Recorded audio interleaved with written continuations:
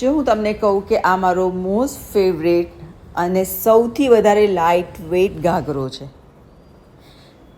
Yes, તો last મેં તમને કીધેલું કે 2 શેડમાં ઘાઘરો બનાવવાના છે, હાફ. તો ઉપરનો પોર્શનનો કલર અલગ, નીચેનો અલગ. મેં સિલ્વર અને યલો, અને એ પણ એકદમ વિચિત્ર યલો સિલેક્ટ કરેલો, જેની રીલ શોધવામાં મેં 3 શોપ શોધવી પડેલી.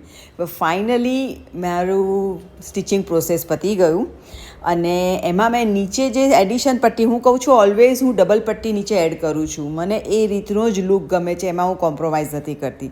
એમાં મેં રેડ કલર સિલેક્ટ કર્યો, અને તોયની લાઇન્સ મારી ફાઇનલ હતી. જે નીચેનો સેકન્ડ કલર હશે એમાં બધી જ તોયની લાઇન લગાવવાની હતી, અને એક સરખી ગેપ સાથે. તો એ મહેનતમાં કોઈ કંજુસાઈ નહીં કરવાની, અને nearby I think 23 lines મારે ટોટલ લાગી છે. ભલે 24 લાગે કે 28 લાગે, પણ એમાં કોઈ કંજુસાઈ નહીં. અને એક સરખી ગેપ સાથે ટોટલ 23 લાઇન્સ આવી મારા નીચેના યલોમાં તોયની, અને જેને લગાવવામાં સખત મહેનત પડી છે. એકચ્યુઅલી સ્ટાર્ટ કરીએ છીએ ત્યારે બહુ એન્થ્યુ હોઈએ કે વાવ ઘાઘરો મને ગમે છે, મને પ્રોબ્લેમ નથી સ્ટિચિંગમાં, બિકોઝ એ મને બહુ ગમતી વસ્તુ છે, એટલે મને વાંધો નથી આવતો. પણ જ્યારે મિડલમાં હોઈએ આપણે, ત્યારે થોડું ઇરિટેશન થાય કે પછી ક્યારે પતશે. અને આ જે લેન્ધી પ્રોસેસ સ્ટિચિંગની હોય છે એમાં તો ખાસ થાય છે.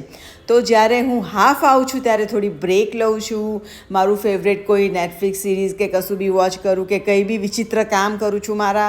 અને જ્યારે મિડલ પોર્શન હોય ત્યારે મારી ફેવરેટ ચા પીવું, કે મારું કંઈ વોટેવર, કે જે મને એક એન્થ્યુ આપે પુશ કરવા માટે.